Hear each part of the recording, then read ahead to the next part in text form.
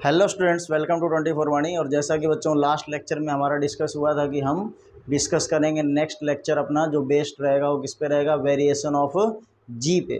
तो अब मैंने आपको पिछले लेक्चर में बताया था जी हमारा कई फैक्टर से वेरी करता है, हाइट की वजह से भी वेरी कर सकता है और डेप्थ की वजह से भी वेरी करता है, अर्थ की शेप की वजह से भी वेरी करता है और इवन अर्थ की अपनी एक्सिस पे रोटेशन की वजह से भी जी जो है वो वेरी करता है। तो वन बाय वन हमने सारे फैक्टर स्टडी करने हैं, ठीक है।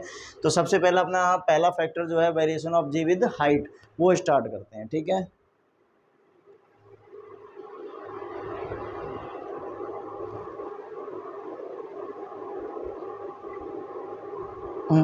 हाँ, फोन साइलेंट कर दिया।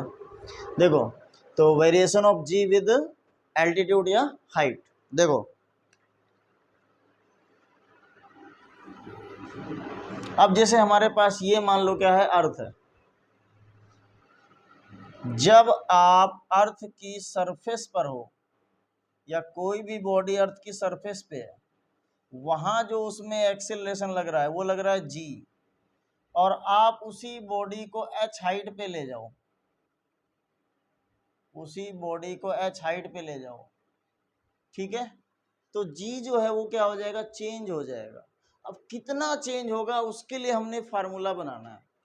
तो consider a body is taken to a height H, consider a body is taken to a height H, to a height H from earth surface. Earth surface से body को कितनी हाइट पे लेके गए हैं, एच हाइट पे लेके गए हैं। क्लियर हो गया। अब देखो, अर्थ की सरफेस पे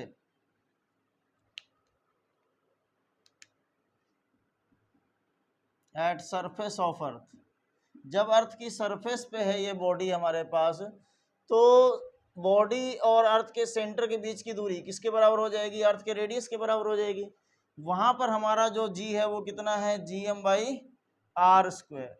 और अगर आप एच हाइट पे लेके चले जाएंगे, एट हाइट एच, तो जी डैश बराबर क्या आ जाएगा, G M by R plus H का square, G M by R plus H का स्क्वायर। आर कॉमन ले लेंगे,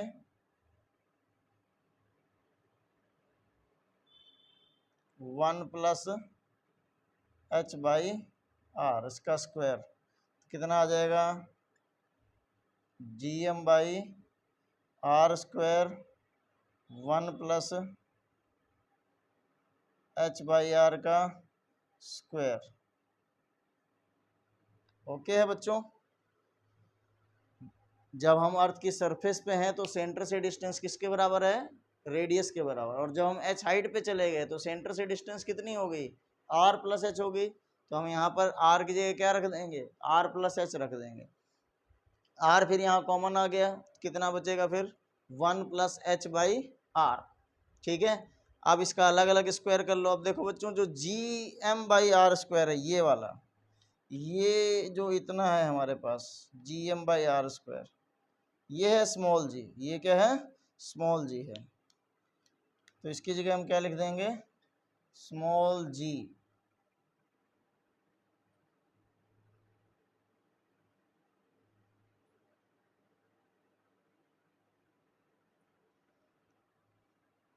तो जी डैश बराबर आ गया small G one plus H by R का स्क्वायर, ठीक है। अब देखो बेटे, एक तो हम ये फार्मूला यूज कर सकते हैं variation of ji with height के लिए, ये वाला जी डैश बराबर g upon one plus H by R का स्क्वायर। ये एवरग्रीन फार्मूला है, चाहे बॉडी कम हाइट पे जाए, अर्थ की सरफेस से जो हाइट है उसकी चाहे वो कम हो चाहे ज़्यादा हो, इससे कोई फर्क नहीं पड़ेगा, हम दोनों कंडीशन में ये फार्मूला लगा सकते हैं। लेकिन अगर हाइट कम है, अगर हाइट कम है तो हम एक स्पेशल फार्मूला लगा सकते हैं। देखो वो कैसे बनेगा बेटे फार्मूला, यही one plus H by R का जब स्क्वायर हम ऊपर लेके जाएंगे तो ये क्या बन जाएगा, one plus H by R का दो पावर है, ऊपर जाके क्या हो जाएगा बेटे, माइनस दो हो जाएगा। अब आपने मैथ में एक बाइनोमियल थ्योरम पढ़ी होगी कि अगर इधर वाली रकम जो है वन के साथ प्लस या माइनस होने वाली जो रकम है वो वन से बहुत कम है, वन से बहुत कम है, तो ये पावर जो है ये पावर बीच में आ जाती है, यहाँ पे आ जाती है ये पावर। तो अब आप ये देखिए, जो हाइट अगर अर्थ की रेडियस से बहुत कम है तो ये वैल्यू 1 से बहुत कम हो जाएगी, ये वैल्यू 1 से बहुत कम हो जाएगी। अब 1 से कम हो जाएगी तो क्या हो जाएगा फिर बच्चों, फिर हमारे पास ये पावर आगे आ जाएगी, तो हमारे पास g और ये हमारे पास पावर -2 जब आगे आ गई तो क्या बच गया,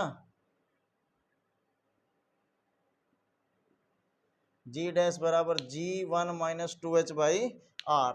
अब लेकिन बस यही ध्यान रखना है आपको कि ये फार्मूला हम तभी यूज कर सकते हैं जब एच आर से बहुत क्या हो, कम हो, एच आर से बहुत कम हो, तब आप ये फार्मूला यूज कर सकते हैं। या मान लो जी में जो चेंज है वो बहुत कम परसेंट चेंज हो, जैसे मान लो 1%, 2%, 5% तक अगर जी में चेंज है तो इसका मतलब आप बहुत ज़्यादा हाइट पे नहीं गए हो, उस कंडीशन में भी आप ये वाला फार्मूला यूज कर सकते हो, और ये किसी भी कंडीशन में यूज कर सकते हो। तो ये वाला अगर मान लो हमारे पास हाइट कम है या परसेंटेज जो चेंज है वो बहुत कम है, तो हम इस वाले को यूज कर, हालांकि ये यूज सभी कंडीशन में होगा, लेकिन फिर भी हम इस वाले को यूज करने के बजाय ये वाला फार्मूला यूज करेंगे, क्योंकि क्वेश्चन इससे हमारा जल्दी सॉल्व हो जाएगा। ठीक है, नेक्स्ट देखो बेटे, variation of ji with depth, ये हमने सीखा variation of ji with height. Next variation of ji with depth.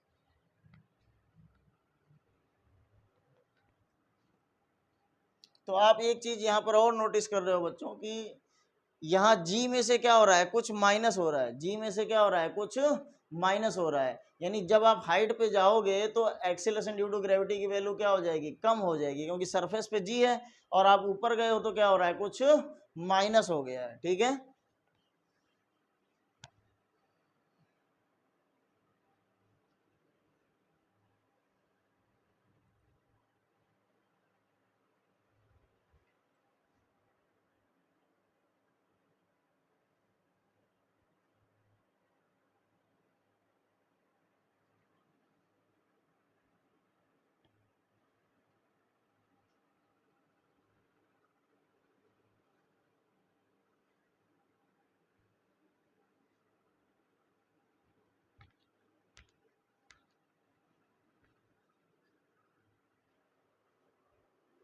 Variation of ji with depth.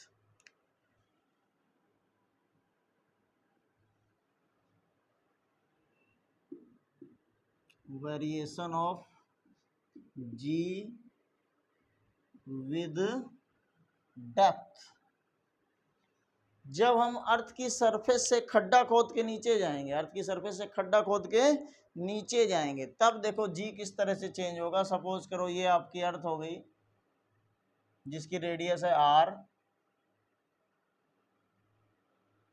और आप क्या करते हो, इसकी सरफेस से कुछ खड्डा खोदते हो, मान लो d गहराई का खड्डा खोदते हो, d डेप्थ का आपने कोई खड्डा खोद दिया,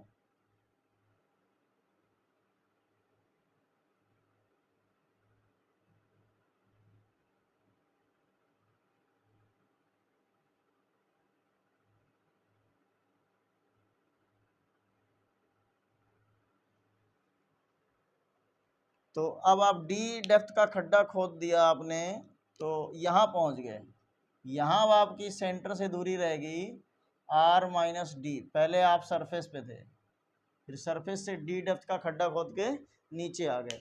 तो देखो बच्चों, अब आप थोड़ा सा इमेजिन करो, जब हम सरफेस से ऊपर जाते थे तो सेंटर से हमारी दूरी जो है वो बढ़ती थी, डिस्टेंस बढ़ती थी, तो डिस्टेंस बढ़ती थी तो जी जो है वो कम होता था। अब हम क्या कर रहे हैं, सेंटर के नज़दीक आ रहे हैं, जब हम खड्डा खोदेंगे तो सेंटर के नज़दीक आ रहे हैं, सेंटर के नज़दीक आ रहे हैं, यानी सेंटर से दूर डिस्टेंस हमारी कम हो रही है, तो इस वजह से जी क्या होना चाहिए, बढ़ना चाहिए, लेकिन यहाँ भी जी क्या होगा, कम ही होगा। कैसे कम होगा वो हम मैथमेटिकली समझते हैं। देखो थोड़ा फिजिकली तो मैं आपको बता देता हूँ कि जब आप क्या करोगे, खड्डा खोद के नीचे आओगे तो जितना आपने खड्डा खोद दिया उतनी अर्थ तो आपके लिए खत्म हो गई, इतनी अर्थ का मास आप पे फोर्स लगाएगा ही नहीं अब। तो जब आप सरफेस पे थे तो नीचे की सारी अर्थ का मास आप पे फोर्स लगा रहा था, और जब आप खड्डा खोद के नीचे आ गए तो जो अवेलेबल अर्थ का मास है जो अब आप पे फोर्स लगाएगा वो पूरी अर्थ का मास फोर्स नहीं लगाएगा, वो अब थोड़ा सा मास क्या हो गया, कम हो गया, थोड़ा सा मास जो है वो क्या हो गया, कम हो गया, इतना मास अब जो है वो कम हो गया, इतना मास आप पे फोर्स नहीं लगाएगा, इतना मास फोर्स लगाएगा। तो इस वजह से जी क्या हो जाएगा, कम हो जाएगा। अब इसको थोड़ा सा मैथमेटिकली समझते हैं। आप देखो, consider a body is taken to a depth D from earth surface. किसी बॉडी को अर्थ की सरफेस से हम डी डेप्थ नीचे ले आए, ठीक है। तो अब देखो, अगर हम अर्थ सरफेस की बात करें, at surface of earth surface की बात करें, तो वहाँ जी क्या है, GM/r²। अब अगर आप एट डेप्थ डी की बात करें, तो डी डेप्थ पे आएंगे तो अब हमारे पास क्या हो जाएगा, जो इतनी अर्थ है, इतनी अर्थ हमारे लिए क्या हो गई, ख़त्म हो गई, इतनी अर्थ हमारे लिए ख़त्म हो गई। अब जो फोर्स लगाने के लिए मास है वो m नहीं रहा, वो कम हो गया। वो मास कितना रह गया, मान लो बच्चों m', और सेंटर से डिस्टेंस है वो कितनी हो गई, r-d। तो इसको आप लिख लेंगे GM'/r-d का स्क्वायर। देखो m' जो बच्चों है, ये बची हुई अर्थ का मास है। m' क्या है, जो अर्थ हमारे पास बच गई, इसको अपन दूसरे कलर से कर देते हैं।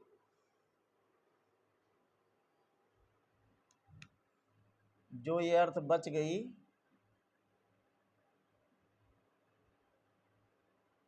इसका मास अब हमने क्या मान लिया है, m' मान लिया है। इसका मास क्या मान लिया है, m' मान लिया है, ठीक है।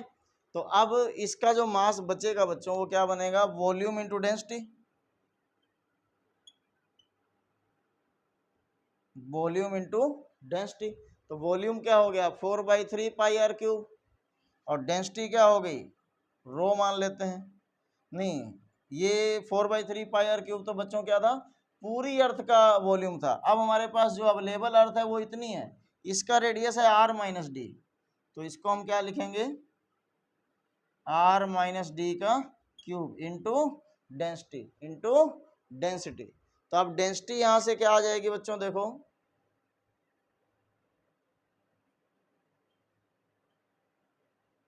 r-d का क्यूब, और डेंसिटी क्या आ जाएगी, मास बाई वॉल्यूम। डेंसिटी क्या आ जाएगी, मास बाई वॉल्यूम। तो पूरी अर्थ का मास क्या है, कैपिटल M, और पूरी अर्थ का वॉल्यूम क्या है, 4/3 πr³। ये क्या हो गया, पूरी अर्थ का वॉल्यूम। ये क्या हो गया, पूरी अर्थ का वॉल्यूम। तो डेंसिटी आ गई मास, पूरी अर्थ का मास बाई पूरी अर्थ का वॉल्यूम। और ये जो हमारे पास अवेलेबल मास निकाल रहे थे, वो क्या था, वो था अवेलेबल अर्थ का वॉल्यूम और इंटू डेंसिटी। तो अवेलेबल अर्थ का वॉल्यूम हो गया 4/3 πr-d का क्यूब, इंटू डेंसिटी हो गई रो, ठीक है। देखो ये कैंसिल हो गया। तो अब हमारे पास क्या बचा बच्चों,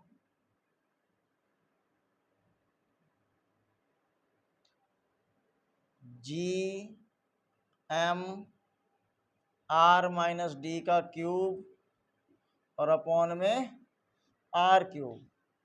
GM/r-d का क्यूब बाई r³। r³ को आप लिख लो r² इंटू r। अब GM/r² क्या हो गया, g हो गया, ठीक है। GM/r² क्या हो गया, g हो गया।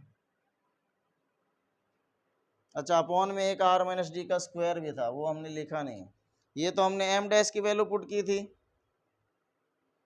m' की वैल्यू क्या पुट कर दी थी, वॉल्यूम इंटू डेंसिटी। और ये अपॉन वाला r-d का स्क्वायर हमने लिखा नहीं था, इसको हमने लिख दिया। अब जब अपॉन वाला r-d का स्क्वायर लिखोगे तो स्क्वायर से ये क्यूब क्या हो जाएगा, कैंसिल हो जाएगा, और सिर्फ एक r-d बचेगा ऊपर, ठीक है। अब GM/r² क्या हो गया बच्चों, g हो गया। अब इसको अलग अलग कर लो, r/r minus d/r, r/r minus d/r, clear हो गया। अब r/r क्या हो गया बच्चों, 1 हो गया। क्या हो गया, 1 हो गया। तो 1 - d/r, ये अब हमारे पास आ गया। अर्थ की सरफेस से अगर आप डी डेप्थ पे आ जाते हो तो जी की वैल्यू अब ये रह जाएगी। और इसमें ऐसा कोई वो नहीं है कि हमने कम डेप्थ के लिए अलग फार्मूला लगाना है या ज़्यादा डेप्थ के लिए अलग फार्मूला लगाना है। सारी डेप्थ के लिए ये सेम ही फार्मूला है, G1 minus D by R. ठीक है, अब यहाँ पर देखो स्पेशल केस में अगर हम अर्थ के सेंटर पे आ जाते हैं, कहाँ आ जाते हैं, अर्थ के सेंटर पे आ जाते हैं,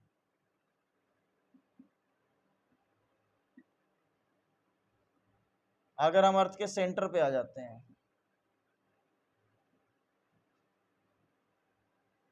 अर्थ के सेंटर पे आ जाते हैं, अर्थ के सेंटर पे अब हमारे पास क्या हो जाएगा, जो डेप्थ है बच्चों वो किसके बराबर हो जाएगी, रेडियस के। जब आप ये सारा आ जाओगे नीचे, अर्थ के सेंटर तक पहुंच जाओगे तो डेप्थ किसके बराबर हो जाएगी, रेडियस के बराबर हो जाएगी। तो आप यहाँ पर क्या करोगे, डी बराबर क्या रख दोगे, आर रख दोगे, डी की जगह आर रख दोगे तो आर बटे आर क्या हो जाएगा, 1 हो जाएगा।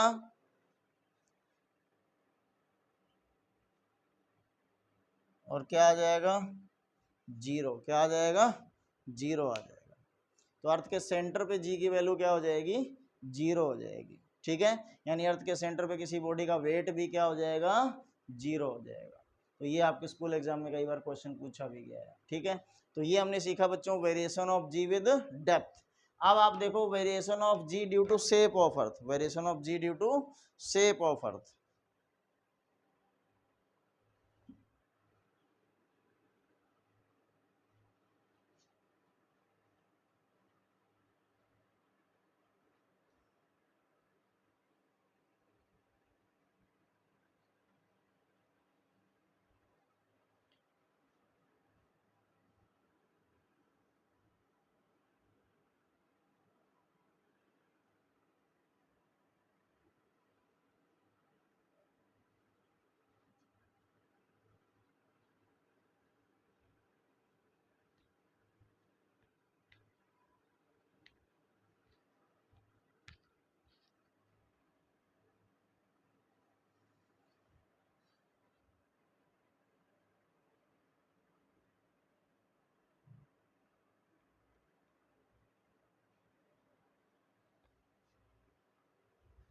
देखो बच्चों अब हम सीखेंगे variation of ji due to shape of earth.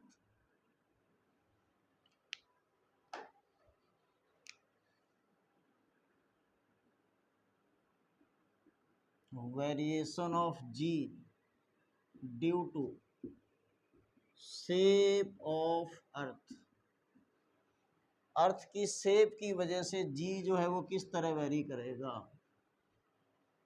Variation of ji due to shape of earth. देखो बच्चों अब हम जैसे ये पढ़ते हैं कि अर्थ की शेप जो है वो क्या है, सफेरिकल है, लेकिन एक्चुअल में अर्थ की शेप सफेरिकल नहीं है, कैसी है, इलिप्सॉइडल है। कैसी है, इलिप्सॉइडल है। अब इलिप्सॉइडल आप नहीं समझते होगे, देखो जब 2 डायमेंशन में हम ये शेप बनाते हैं, जैसा कि हमने केपलर्स लॉ में देखा था, तो ये होता है इलिप्स। लेकिन अगर यही चीज क्या हो जाए, 3 डायमेंशन में ये शेप बन जाए तो इसको हम बोलते हैं इलिप्सॉइड। तो अर्थ की जो शेप है बच्चों वो कैसी है, इलिप्सॉइडल है, इलिप्टिकल नहीं है, कैसी है, इलिप्सॉइडल है, सफेरिकल भी नहीं है, इलिप्सॉइडल शेप है, इस तरह की शेप है। और ऐसा होने की वजह से क्या हो जाएगा, जो रेडियस है इक्वेटर पे वो हो गई है ज्यादा, और पोल पे रेडियस जो हो गई है वो क्या हो गई है, कम हो गई है। ठीक है, पोल पे रेडियस जो है वो क्या हो गई है, कम हो गई है। तो देखो a shape of earth, shape of earth is ellipsoidal, earth की शेप कैसी है, इलिप्सॉइडल है। तो देयरफॉर क्या हो जाएगा, जो पोल पे रेडियस है वो कम है और इक्वेटर पे रेडियस क्या हो जाएगी, ज़्यादा हो जाएगी। और जैसा कि हमें पता है जी बराबर क्या होता है, GM बाई आर स्क्वायर। अब आप देखो जब अर्थ की शेप में या मान लो अर्थ की सरफेस पे ही आप यहाँ पोल से इक्वेटर की तरफ जाओगे, मूव करोगे, तो मास तो वही रहेगा, पूरी की पूरी अर्थ ही आप पे फोर्स लगा रही होगी। जी भी कांस्टेंट हो गया और एम भी क्या हो गया, कांस्टेंट हो गया। यानी उस सिचुएशन में जो जी है आपका वो इनवर्सली प्रोपोर्शनल टू किसके हो गया, आर स्क्वायर के। यानी आर बढ़ेगा तो जी क्या होगा, कम होगा। तो जब आप पोल से इक्वेटर जाएंगे तो जी की वैल्यू क्या होगी, कम होगी। पोल से इक्वेटर जाएंगे तो जी की वैल्यू कम होगी, और इक्वेटर से पोल जाएंगे तो जी की वैल्यू बढ़ेगी, ठीक है। Hence acceleration due to gravity, acceleration due to gravity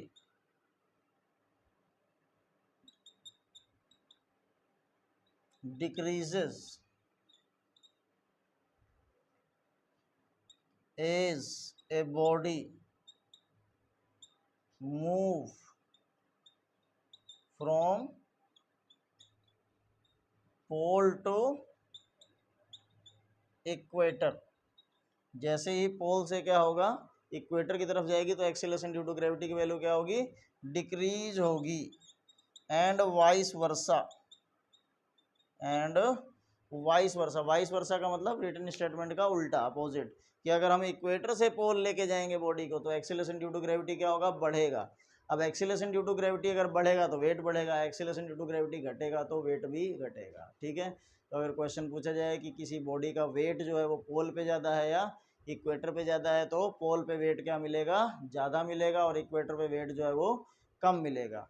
तो अगर आप किसी बॉडी का वेट स्प्रिंग बैलेंस से मेजर कर रहे हो, किसी बॉडी का मास जो है वो स्प्रिंग बैलेंस से मेजर कर रहे हो, तो वो पोल पे ज़्यादा आएगा और इक्वेटर पे कम आएगा, क्योंकि स्प्रिंग बैलेंस किस पे काम करता है, एक्सीलरेशन ड्यू टू ग्रेविटी पे, कि जिस जगह एक्सीलरेशन ड्यू टू ग्रेविटी ज़्यादा है वहाँ फोर्स बॉडी पे ज़्यादा लगेगा, वहाँ स्प्रिंग भी ज़्यादा खींचेगी, तो वहाँ रीडिंग क्या आएगी, ज़्यादा आएगी। लेकिन फिजिकल बैलेंस से अगर आप मेजर करते हो तो फिजिकल बैलेंस से मास जो है वो दोनों जगह क्या आएगा, सेम आएगा, चाहे आप पोल से मेजर करो चाहे इक्वेटर पे मेजर करो, ठीक है। क्योंकि आपको फिजिकल बैलेंस का कंसेप्ट पता है। देखो जो स्प्रिंग बैलेंस है वो तो किस पे बेस्ड है, कि जब आप किसी बॉडी को स्प्रिंग से हैंग करोगे तो स्प्रिंग कितना खींचेगी, जितना खींचेगी उतना ही वो ज़्यादा रीडिंग दिखाएगी।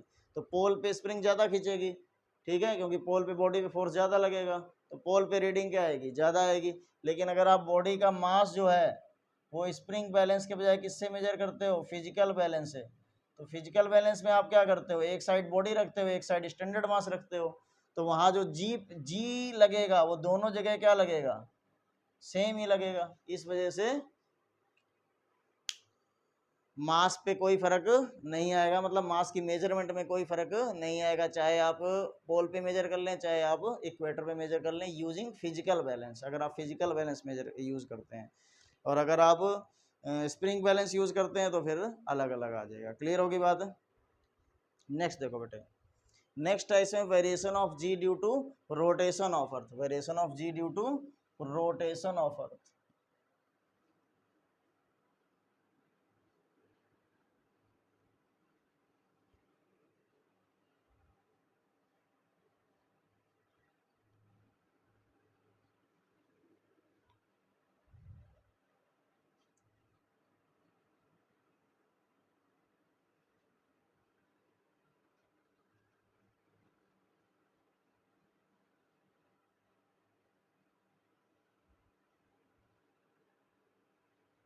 अर्थ की रोटेशन की वजह से जी कितना चेंज आएगा।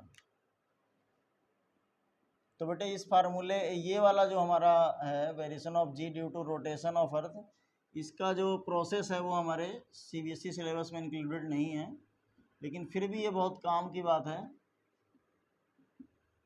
तो मैं आपको ये थोड़ा सा ब्रीफ में बता देता हूँ।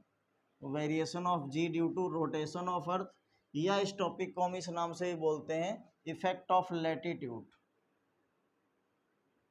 इफेक्ट ऑफ लैटिट्यूड,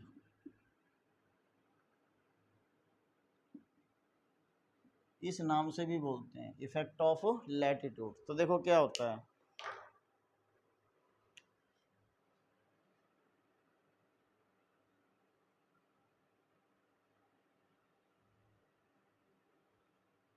अब जैसे आप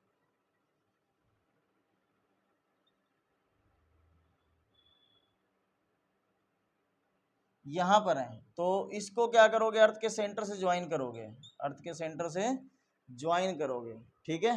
तो यहाँ पर ये जो एंगल बनेगा इक्वेटर के साथ, बॉडी को अर्थ के सेंटर से ज्वाइन करने वाली लाइन इक्वेटर के साथ जो एंगल बनाएगी उस एंगल को हम क्या बोलते हैं, लैटिट्यूड। अब अर्थ अपनी एक्सिस पे क्या करती है, रोटेट करती है, आप सभी को पता है अर्थ अपनी एक्सिस पे रोटेट करती है। मान लो कितनी एंगुलर वेलोसिटी से रोटेट कर रही है, ओमेगा एंगुलर वेलोसिटी से रोटेट कर रही है। तो अब इसकी रोटेशन की वजह से जी क्या हो जाएगा, चेंज हो जाएगा। कैसे, जैसे अब मान लो किसी रोटेटिंग बॉल पे आप मिट्टी रखो तो वो क्या करेगी, मिट्टी को बाहर की तरफ फेंकेगी ना। तो अर्थ भी हर बॉडी को क्या करेगी, बाहर की तरफ फेंकेगी, बाहर की तरफ एक फोर्स लगाएगी जिसको हम बोलेंगे सेंट्रीफ्यूगल फोर्स। सेंट्रीफ्यूगल फोर्स कितना लगेगा, mr ओमेगा स्क्वायर। और अर्थ का जो ग्रेविटी का फोर्स है वो कितना लगेगा, mg।